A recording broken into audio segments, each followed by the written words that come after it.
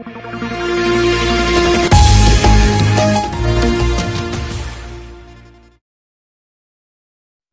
जनपद में आपका स्वागत है। मैं हूं हाजरा अंसारी और आप देख रहे हैं जनमंच खबर। कुछ दिन पहले एक हादसा हुआ था नेबुआ नौरंगिया थाना अंतर्गत ग्राम सभा नौरंगिया नौका टोला में। एक 10 वर्षीय दिव्यांग बच्ची रात को 11 बजे लापता हो गई थी। परिवारजनों ने 11 बजे रात को हंगामा किया कि हमारी बच्ची गायब हो गई है। अगल बगल के लोगों और गांव के लोगों ने रात को 11 बजे के बाद सारी रात गांव में, बगीचों में, खेत खलिहानों में जाकर ढूंढा, लेकिन बच्ची का कहीं पता नहीं चला।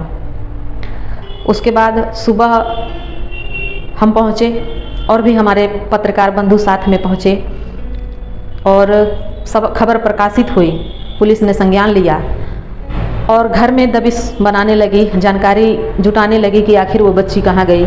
बच्ची के पिता को पुलिस उठाकर ले गई थाने। उसके बाद तीसरे दिन दिव्यांग बच्ची के दादा, जो कि वहाँ पर नहीं थे, कहीं और रहते थे, और इस घटना की उन्हें जानकारी हुई, तब वह घर पर आए और पुलिस को एक तहरीर दिए कि हमारी बच्ची रात को सो रही थी और खसक कर गिर गई और दरवाजे पर नापदान है उसमें डूबकर मर गई। इस तहरीर के बाद पुलिस प्रशासन ने अपना कार्रवाई शुरू किया। पुलिस प्रशासन ने पुलिस अधीक्षक को लिखा, पुलिस अधीक्षक ने डीएम महोदय को लिखा, डीएम महोदय ने एसडीएम को और एसडीएम ने तहसीलदार खड्डा दिनेश कुमार को लाश खनन के लिए आदेशित किया। मौके पर तहसीलदार महोदय पहुंचे और दिव्यांग बच्ची का शव एक नहर से खोदकर निकाला गया। पोस्टमार्टम रिपोर्ट की मैं पुष्टि नहीं करती, क्योंकि पोस्टमार्टम रिपोर्ट मैंने देखा नहीं है। थाने से मैंने पोस्टमार्टम रिपोर्ट मांगी थी, लेकिन उन्होंने कहा कि हमें आदेश नहीं है कि हम किसी अन्य को पोस्टमार्टम रिपोर्ट दें, और यही सत्य भी है कि हर किसी को पोस्टमार्टम रिपोर्ट नहीं दिया जाता। किंतु समाचार पत्रों के अनुसार, जो कि समाचार पत्रों में सुबह देखा हमने, उसमें यह लिखा था कि बच्ची की मृत्यु डूबने से हुई थी। फिलहाल मैं पोस्टमार्टम रिपोर्ट की पुष्टि नहीं करती, क्योंकि पोस्टमार्टम रिपोर्ट मैंने देखा नहीं है। कुछ समाचार एजेंसियां, कुछ रिपोर्टर हमारे साथी जो कि मौके पर पहुंच रहे हैं और ये सब खबरें दिखा रहे हैं कि एक महिला पत्रकार के साथ बदसलूकी की गई।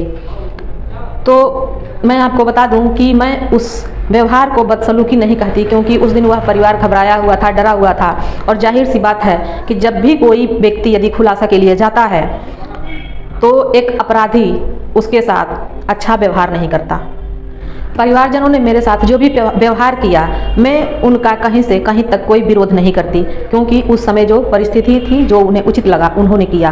किंतु सवाल ये उठता है कि यदि बच्ची नापदान में गिर गई तो रात को 11 बजे गांव के लोगों को क्यों परेशान किया गया, पूरे गांव में क्यों दौड़ाया गया, खेत खलिहानों में क्यों दौड़ाया गया, और यदि बच्ची की मृत्यु हो गई तो चोरी छुपे उसे क्यों दफनाया गया, इसकी जानकारी पुलिस को क्यों नहीं दी गई।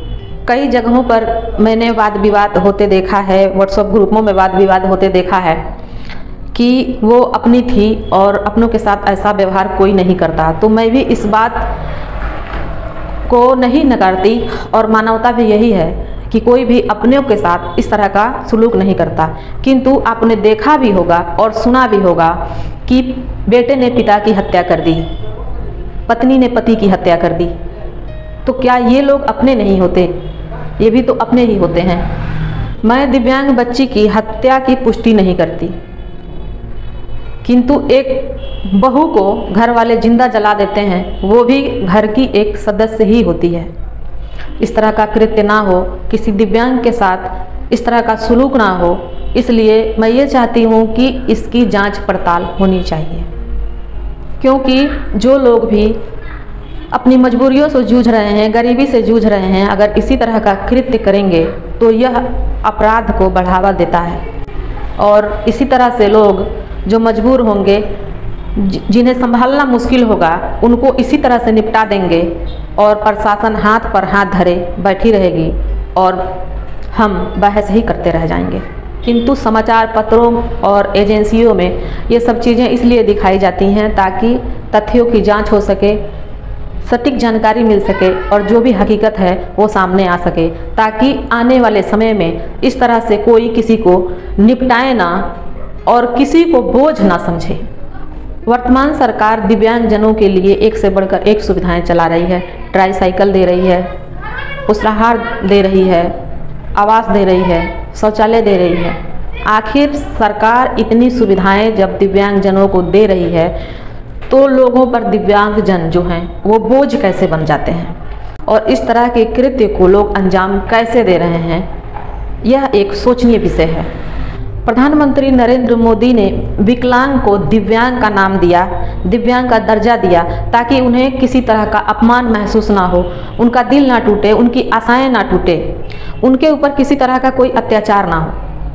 हमारे जितने भी पत्रकार बंधु हैं, मीडिया साथी हैं, मौके पर पहुंचकर वो केवल ये दिखा रहे हैं कि महिला पत्रकार के साथ बदसलूकी हुई, जिसे मैं नहीं मानती।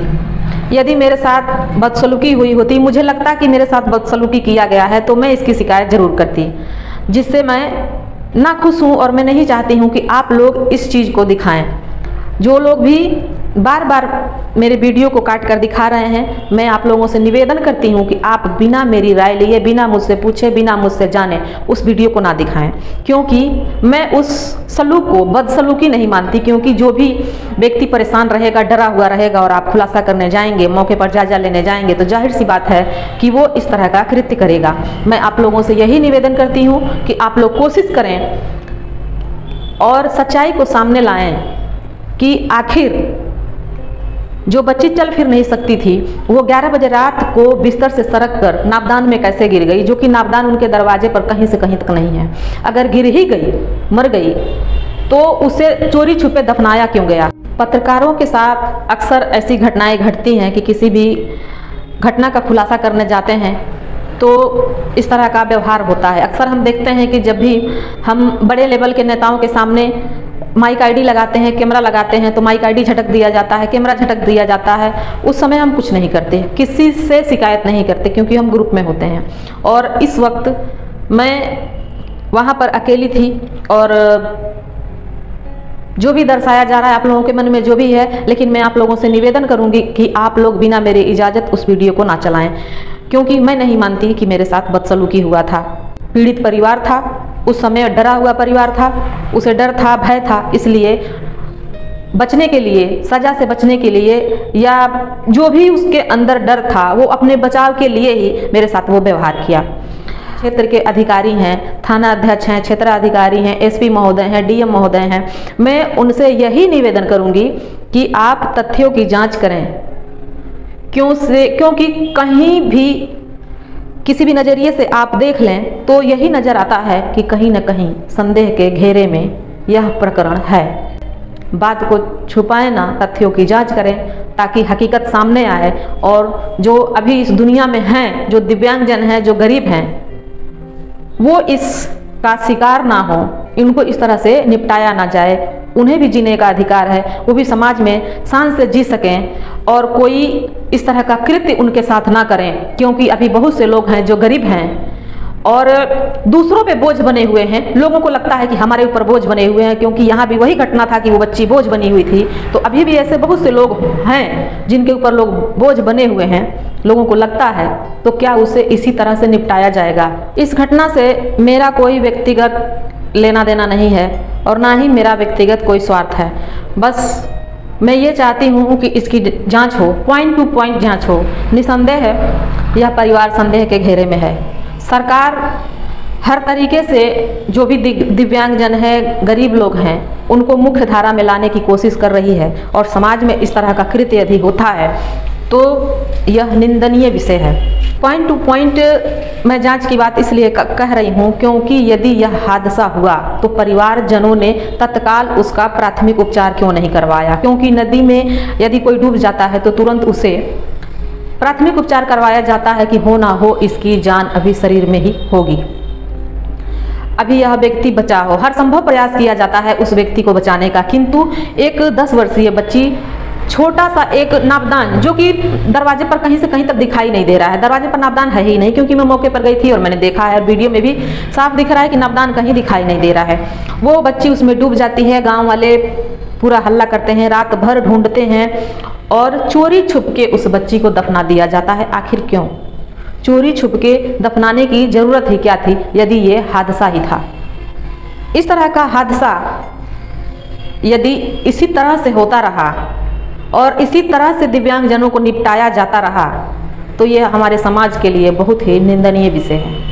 अगर बच्ची डूब ही गई तो रात को 11 बजे पूरे गांव वालों को दौड़ाने की क्या ज़रूरत थी, गांव वालों से झूठ बोलने की क्या ज़रूरत थी कि बच्ची गायब हो गई। हमने भी यही देखा और ग्रुप में यही लिखा था कि 11 बजे रात को एक 10 वर्षीय बच्ची गायब। यह क्या हो सकता है? जहाँ तक मुझे दिखाई दे रहा है, गरीबी ही इसका एक बड़ा दोष हो सकता है, गरीबी एक बड़ा अभिशाप हो सकता है। किंतु गरीबी ये नहीं कहता कि आप किसी की जान ले लें। हर किसी को समाज में जीने का समान अधिकार है। हर कोई अपने अधिकारों के साथ जीना चाहता है, समाज में जीना चाहता है। इसका मतलब ये नहीं कि आप किसी के साथ इस तरह का कृत्य करें और इस तरह से जो लोग अपने आप में सक्षम नहीं है, चल फिर नहीं सकते, उनको इस तरह से निपटाने का प्रयास करें।